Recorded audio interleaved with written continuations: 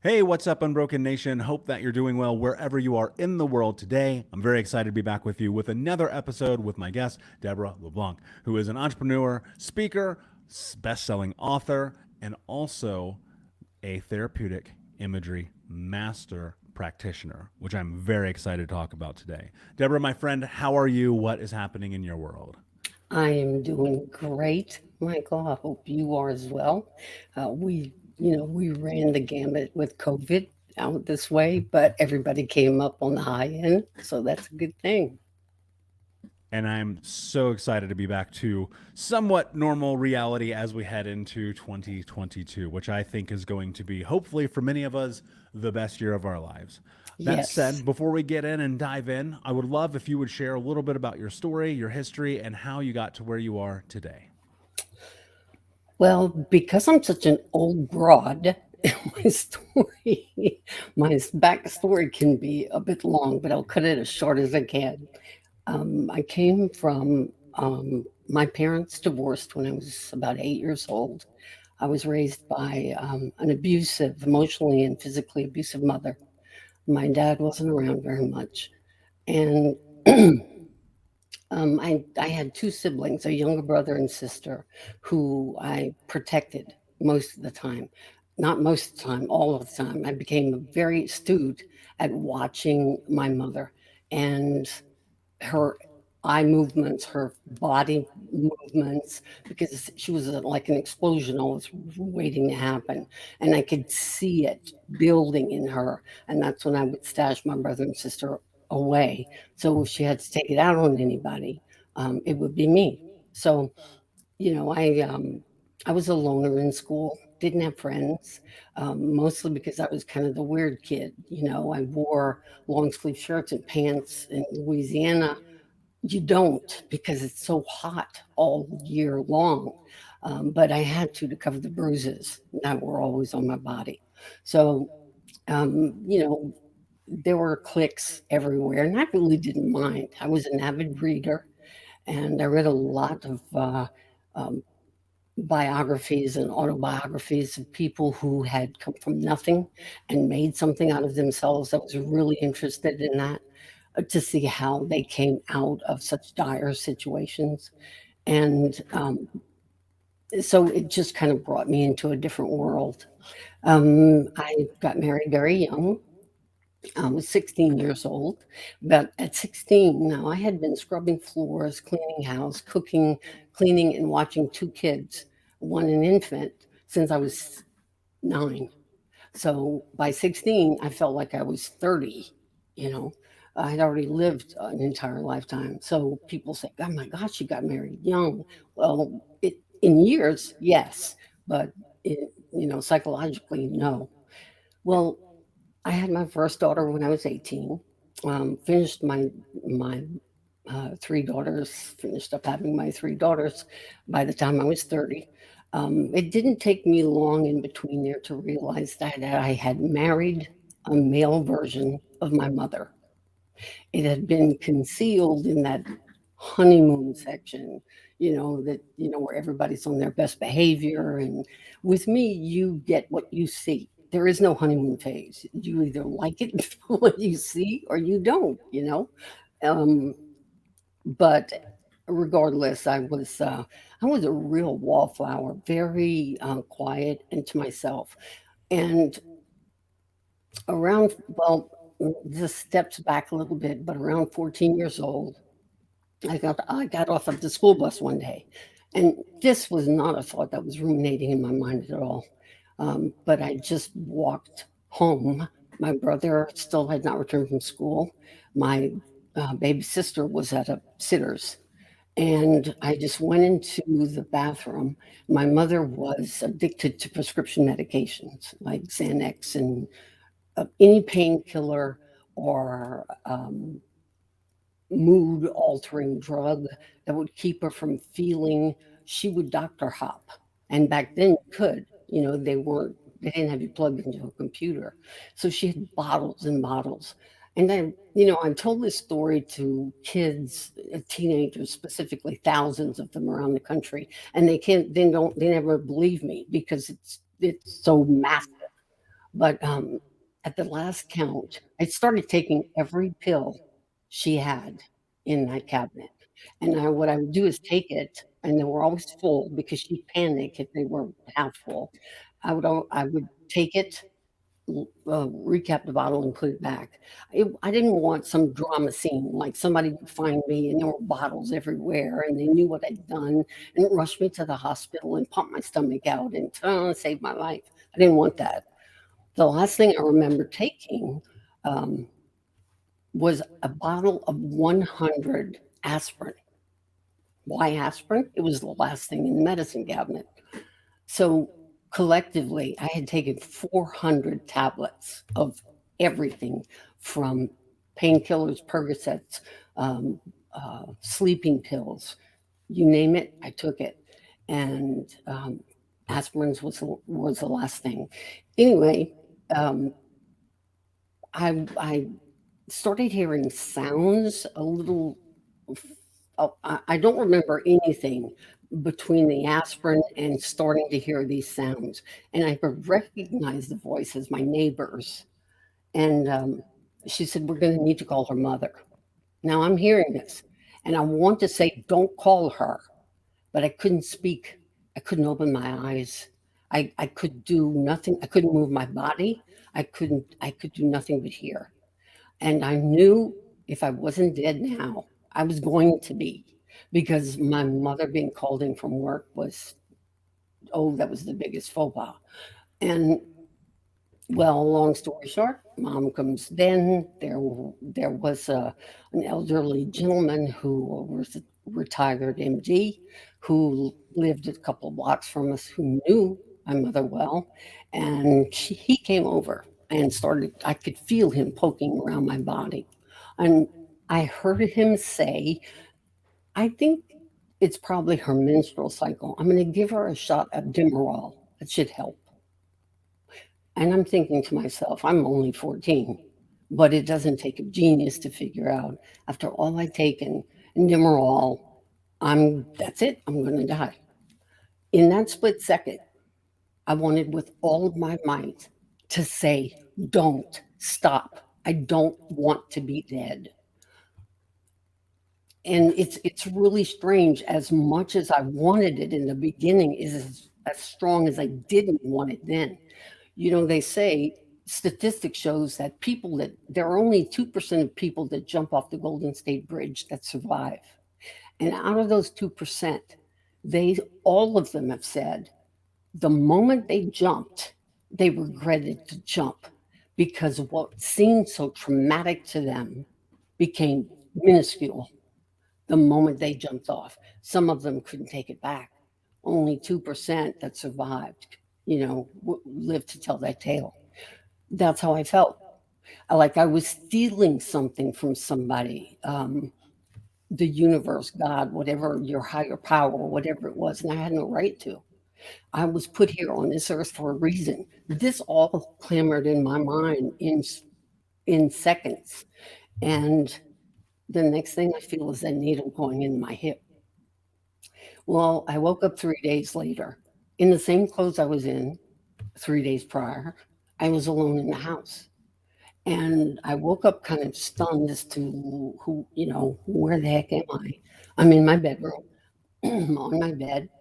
And I noticed that I'm covered in this granule stuff. It looked like salt, like someone had crushed up rock salt and sprinkled it, not the salt, not table salt, but rock salt, had crushed it up and sprinkled it over my body. And I sat up and I saw my outline of my body there was that same material, that same salt looking stuff that outlined my body. I got up out of bed, and so my first thought was, I got to get this house cleaned up. My mother was going to be coming home soon. I looked at the time. That's all I thought. And from that moment on, I never saw her as mom. I saw her as, this is a woman who's ill. And my job right now is to take care of my brother and my sister so they survive this journey, and to help her, my mother, get past this point in her life.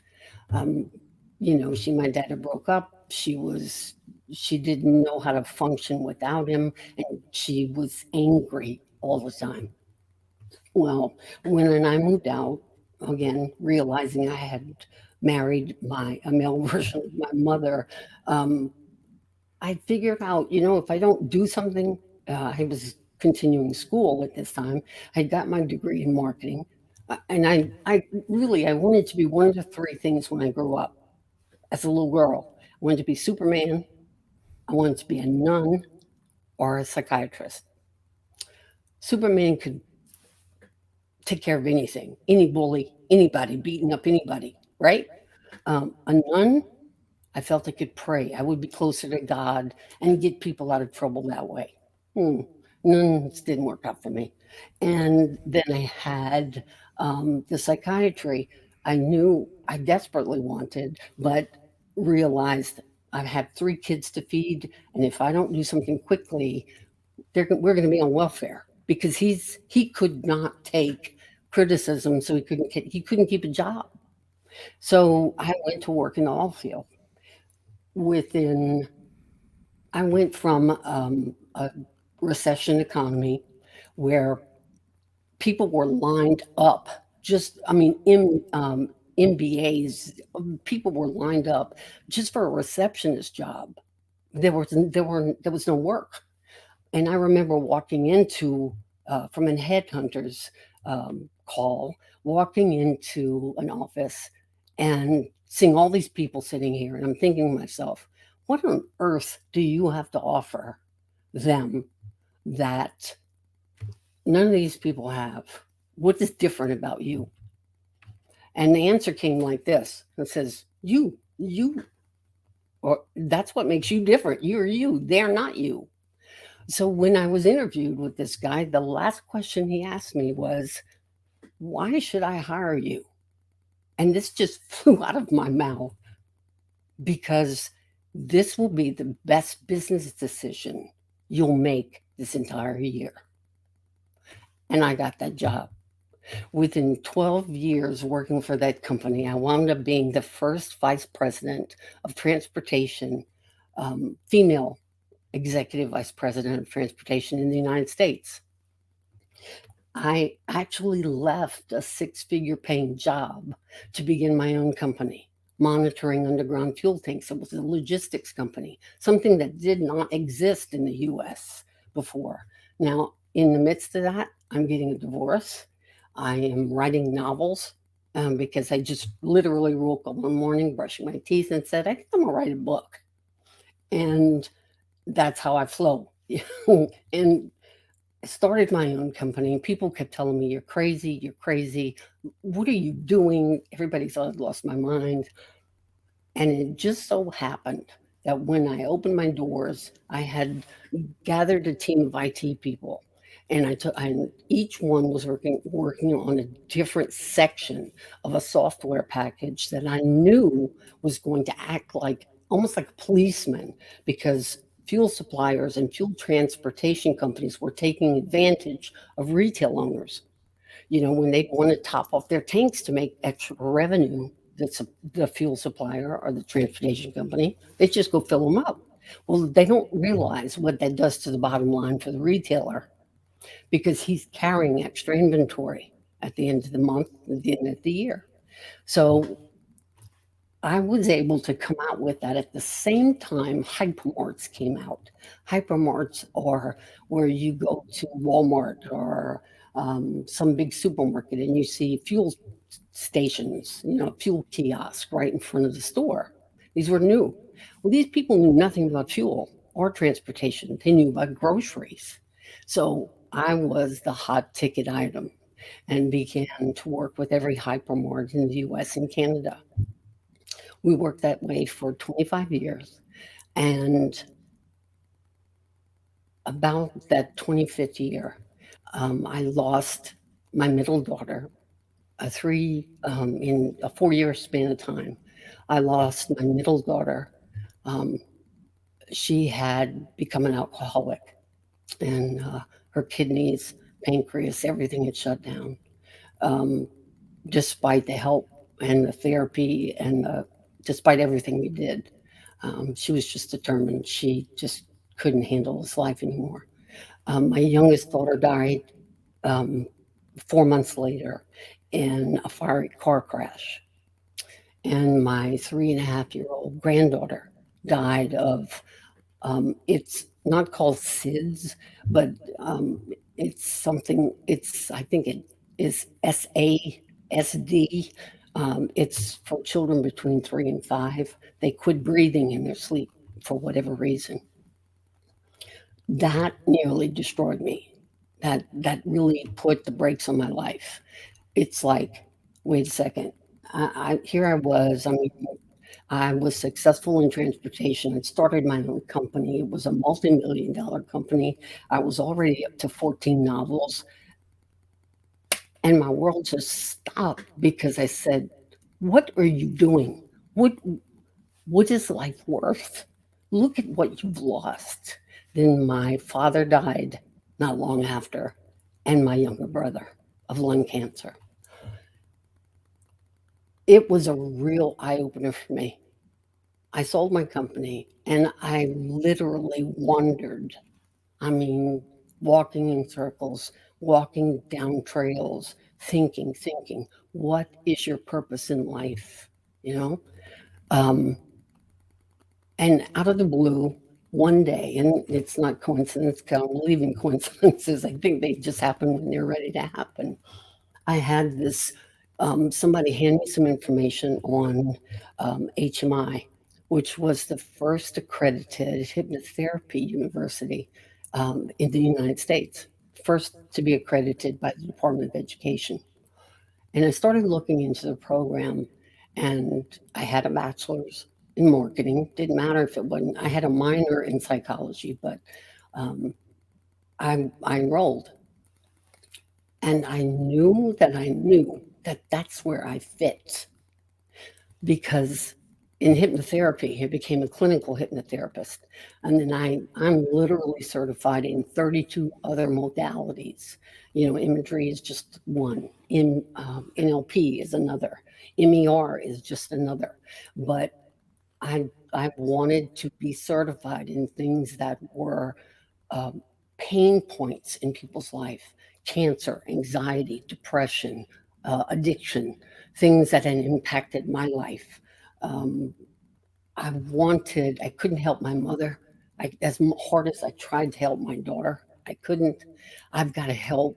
That's, I think, why we're here on this planet, is to help other people, not keep taking. You know, everywhere you look, somebody wants you to give them a dollar. Just give me a dollar, stick it in your pocket, and I'll make you 10,000. Well, it's BS. You know, it literally is BS, because why aren't you making $10,000 a weekend? If you can make me that, well, of course you're going to do it. If you can sign up X number of people for $1,500 a pop, yeah, you're going to get there. But who is not paying attention enough to say, wait a minute, I'm hearing this again and again and again and again, and it's all the same message. It's just worded differently. Well, I wanted to find something where I could give back. And hypnotherapy has proven itself to me again and again and again. There are often times when I see such relief and freedom come over a client's face, and I do all of my sessions over Zoom, that I have to quickly click off after, I count them up, set up the next session, tell them goodbye, and click off because I just feel the tears welling up, and I don't want them to see me crying, but because this is what it's all about. It really is what it's all about. Yeah, that's so beautiful, and that's a captivating story. I mean, my mind goes so many places when I hear a story like this, and I sit here and I take it in, and it's the parallels of the journey in many ways with my experience and with many people who are listening right now, where we were kind of thrown into this position of we have to suddenly be caretakers for our siblings. I mean, I remember learning to cook at a very young age and learning to do dishes and laundry and like all the things that come along with that, and you see that happening time and time again in these abusive households. And myself going down this road where I was 14, I downed a whole bottle of aspirin, and I was just like done with it, and thinking about all the things of life and service and what you're here for. And ultimately, I think the unfortunate part of the human experience is quite often we need the rock bottom moment. We need that like baseball bat to the face moment Yeah. to look at our lives and go, what are we really doing here? What do we really want? Who do we want to be? How do we want to serve? How do we want to show up? And the hard part is like, I feel like we don't know the real you, and that part of us is that real you. We're trying to protect ourselves. We're trying to keep ourselves safe. But I think in doing that, you're also handcuffing yourself, right? Yes. How do you, what I'm so curious about, because especially in this journey and looking at your life and multiple pivots, right, between being an entrepreneur, writing the books, having all these events happen, and then still trying to figure out who you are. How do you find the real you when you're always trying to protect yourself?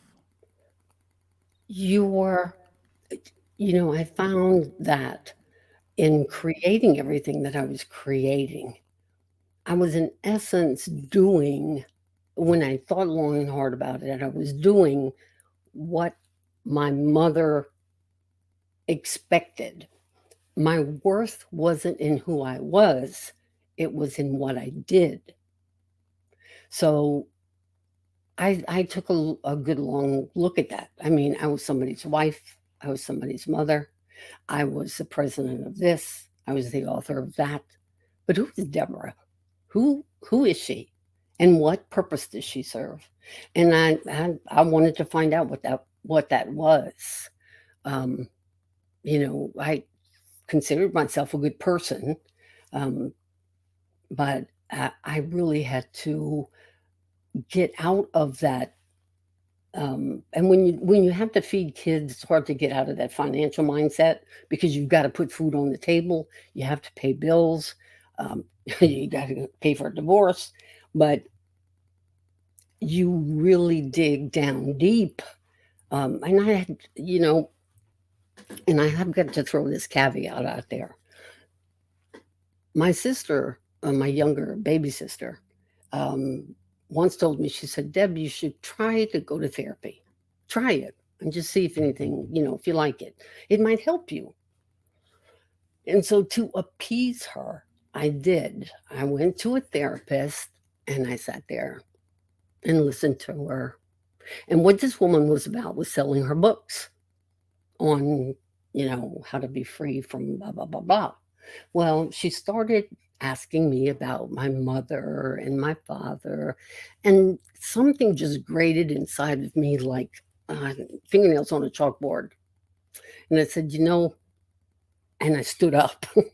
We were like 15 minutes into the session, and she'd already tried to sell me her book twice. I stood up and I said, I don't think we're the right fit.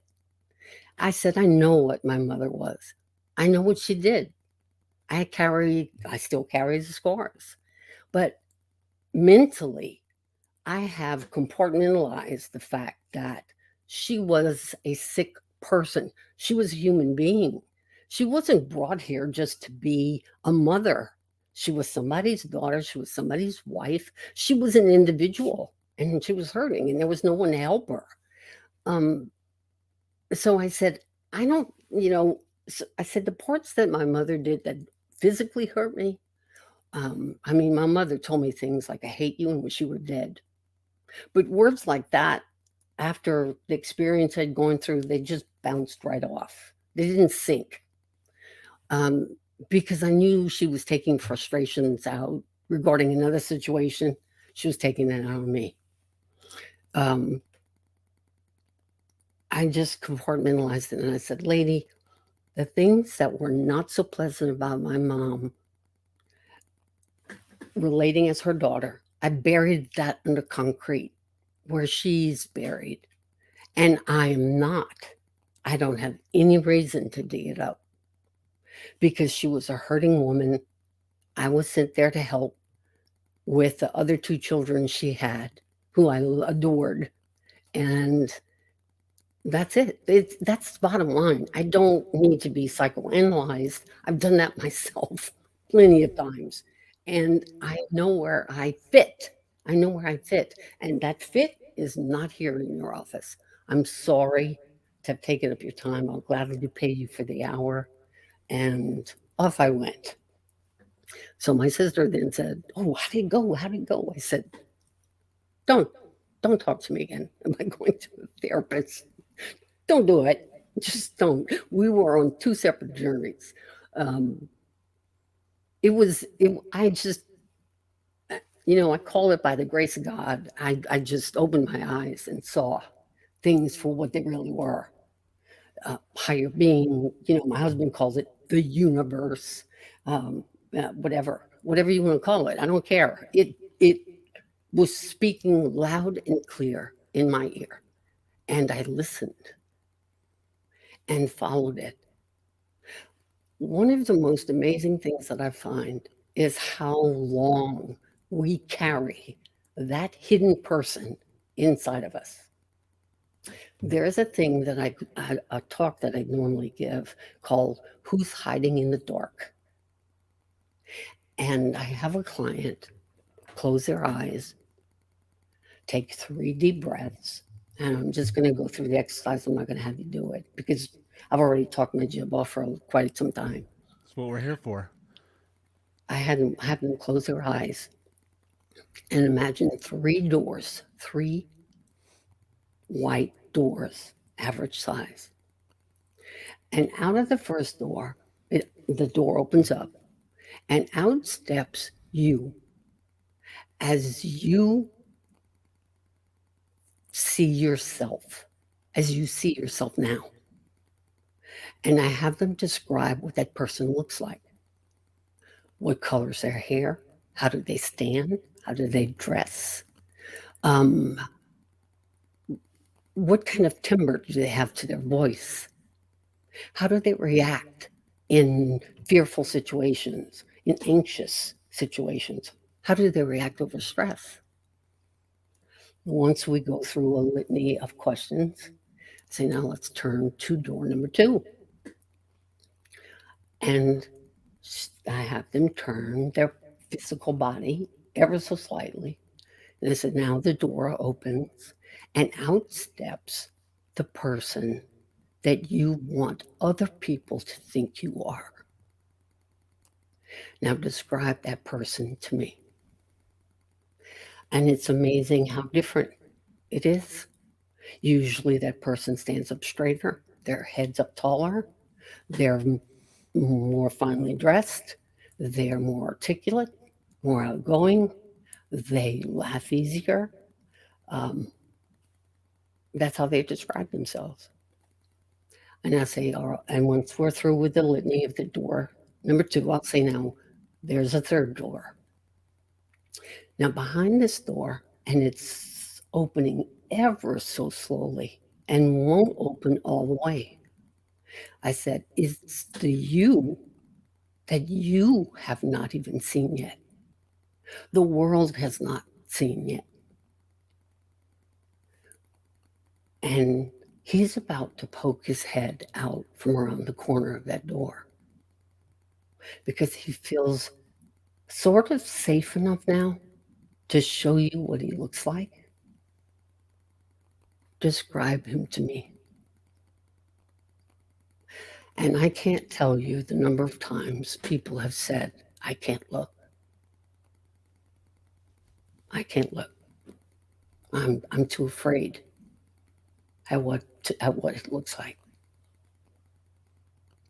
That's fascinating. What comes to my mind, and I've done hypnotherapy has played a beautiful role in my life, and hypnosis as well.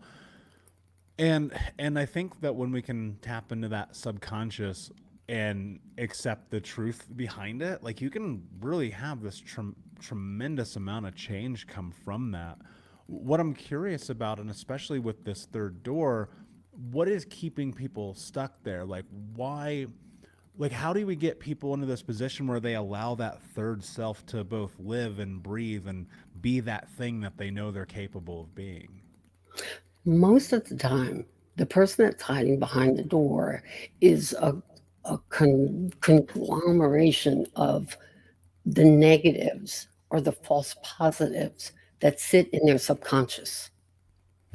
For example, if let's say you were 7 and you were told by your father, mother, whomever to go and clean up your room. So you do that, and you really do a good job because cleaning up your room makes your mother happy. Okay. Now you've done the best job you can, and you run back to her and you go, and she says, "Are you done?" And you say, "Yes, ma'am." Well, down here we'd say, "Yes, ma'am," or an ambulance would pick us up. Okay. Um, so she goes into the room and she looks around and she goes, "I thought you said you picked up your room." And you looked up shocked. She said, "What's that toy truck doing sticking out from under your bed? What's that t-shirt peeking out from the corner? What is this? What is that?" And she's nitpicking everything that you didn't see. So what happens is what we give meaning to in our subconscious is that what we perceive as our very best is never good enough. So we grow up with that permanently set in our subconscious that, some people will take it as, why do everything I can? Why work hard? Why this? Why that? It's never going to be good enough. It's never been good enough. Why should I do it now? And a lot of that is having to do with what was planted into your subconscious. If yelling and screaming at someone, for example, let's say your father was a screamer and he did it because he thought that was the only way to get your attention, to get anyone's attention. He had to be loud, boisterous. And you saw that, or you somehow got planted into your mind one of two ways as a negative. So you became uber quiet. That negative is like, it is not good to be loud and boisterous. Look how people react to him. But if your father gets the attention from that yelling, and people are just like, doing anything but bowing at his feet, then you see it as a false positive. I need to do that. I need to yell and scream and be boisterous and brr, brr, brr, brr, in order to get the appreciation that I deserve. So we develop meanings to false positives and negatives at from birth to 8 years old. And then what's formed above that is called the critical mind. Now, the subconscious mind is 88% of our brain power. That's a lot of territory. The critical mind acts like a trampoline. Any new message unit that comes in and is contrary to what are knowns to us, false or not, it will not let anything in that's going to contradict a known to you, because a known, be it right or wrong, is a safe zone for you. It's a safety net. So 12% of our brain is our conscious mind. That's where we have logic, reasoning. That's how we make decisions. Um, Typically, the only way to get through that critical mind effectively and change those false positives into negatives and those false negatives into positives, or vice versa, um, is to create an opening and address them directly. And then we pull out the truth and lock in the negatives, so that what you have now coming to your conscious mind is the truth of that positive, the truth of that negative. And your life begins to adjust accordingly by itself. It's not something you have to consciously say, okay, we did this, so that means I don't have to do that. It just happens automatically because our brain has been unbroken. I have this interesting thought around this. So, obviously, this is what happens when you get to that third door. It's barely opening. That subconscious programming from childhood is there. What I think is really fascinating and interesting, and I'd love to know your thoughts on, is there are people who will be able to acknowledge that, right? I'll put myself in that camp. Let me rewind myself 10 years ago, right? I go, okay, Hmm. I acknowledge it. I look at my life. My past is impacting my present. This is going to hinder my future. All right, I'm going to do something about it. But there was just this onslaught. I do not have a better word for this. This onslaught of self sabotage in this process. Why? Why do you still self sabotage even though you've acknowledged everything you've just said and we're able to make meaning of it? And you're still like, well, I'm just going to screw my life up. because because inside, and I don't know, I know you said you had some experience with hypnotherapy and hypnotherapist, but what happened is they did not remove that and change it from a negative, that false negative to a positive, that false positive to a negative, and pull it into the conscious mind where it becomes an automatic thing for you. It's not a thought process. You are self sabotaging because that is a safe zone for you. There is something in there saying, I never will be good enough. You're not good enough. You screw up everything you start. You'll never amount to anything. You know, things we've heard and gave meaning to in our childhood. And they just get locked in there. And unless they're effectively pulled out, you're you're going to continue to self sabotage. Yeah, that's fascinating. And I recall these moments of not only in in like real like gestalt therapy, EMDR, CBT, whatever those were, men's groups, being, having a coach, going to different hypnotherapists and different kind of, just trying a little bit of everything. And I think it was this kind of amalgamation of just implanting all these concepts and ideas in my own brain that ultimately helped me find out who I was. But what I'm really curious about is from your perspective is how do you find you? I went and searched for her. I went looking for her.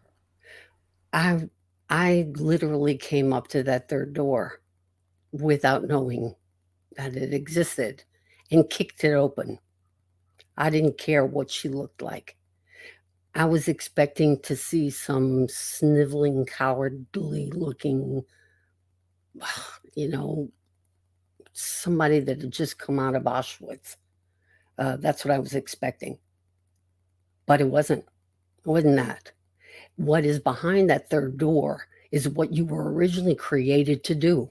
So it's strong, it stands straight, it's powerful. It's not been impacted by teachers and parents and peers and bullies and everybody else. What hides behind that third door, the real you, is the one that was created from the beginning of time and meant to serve mankind in one way or another. That's the real you. So interesting because I feel like people, to some extent, like they can rationalize that. They can hear that. And then it's the stepping into it that becomes so difficult. And I feel like in that process, by being willing to be curious about modalities that you otherwise may not be curious about Sure. helps you get to that place. I guess it's probably very much like your sister saying, "Hey, you should go to therapy," and you going, "Actually, this isn't for me." Mhm. Because I think people will try to do things just simply like therapy and then find out it's not for them, but they keep going. And I'm like, No. why? It's not serving you. Like I tell people all the time, like there's a period of time where therapy may just not be for you, right? Right. And you need coaching or you need yoga and meditation or journaling or therapy or hypnotherapy, excuse me, or whatever that thing may be. And so I love that. Here's what I think is so fascinating about this entire mental health journey is that you're not in this position where it's a one size fits all because Right. you know for yourself personally you've had this experience where I did therapy just not for me and you honored that. I wish I could give people a magic pill that said honor your truth because if you do Yeah. that's going to create all of the difference in the world for you because so often yes we're set up for failure. We come from homes of addiction and abuse. We find ourselves in the most precarious situations. We even, to some essence, myself included in this, like destroy our lives. But when you start to acknowledge the power that you have, the capability that you have for greatness, for the thing that you want, for that third door, and you have the willingness to step into the weird. Some people will look at this and go, hypnotherapy, that's so weird. Yeah, step into it, because that weird thing might actually be the thing that changes your life forever. Yeah. And so this has been an absolutely beautiful conversation, Deborah. Before I ask you my last question, Yeah. can you tell everyone where they can find you and learn more about you? They can go to mindpaththerapies.com. And of They course, we can will. email me at Deborah@mindpaththerapies.com. They feel free to email me and ask any questions they like. In fact, if they go on my site, um, and you know what? Because this is your program, Michael, and because I am so connected to what you do, um, if whoever's your audience is listening will email me at Deborah@mindpaththerapies.com and put in the subject line, Think Unbroken Podcast. I will give them 1 hour of free hypnotherapy, Mm, a free hypnotherapy session. that's beautiful. Thank you. And Unbroken Nation, I know there's tens of thousands of you guys listening to this. Take Deborah up on this offer, because I'm gonna tell you right now, like I'm not even kidding with you. Hypnotherapy changed my life forever. Like forever. It's one of the most important parts of my journey. My last question for you, my friend, is what does it mean to you to be unbroken? It means freedom. It means freedom. It means my arms are long enough to hug the world.